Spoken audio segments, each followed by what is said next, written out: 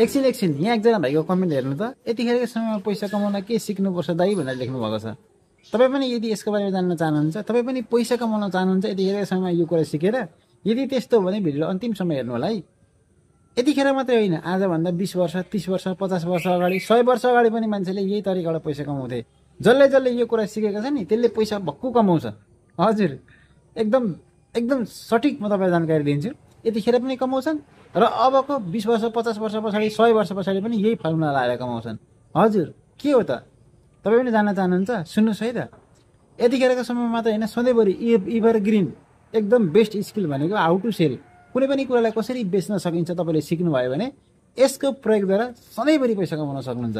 तपाईँ बोल्न जान्नुहुन्छ, तपाईँसँग बोल्ने कला छ भने त्यसलाई बेच्न सक्नुहुन्छ। तपाईँसँग कुनै सामान छ भने त्यसलाई बेच्न सक्नुहुन्छ, वा तपाईँसँग कुनै स्किल छ भने त्यसलाई कसरी बेच्ने भन्ने कुरा तपाईँले सिक्नुभयो र आफूले बेच्न सक्नुभयो भने त्योभन्दा बेस्ट स्किल संसारमा केही पनि छैन।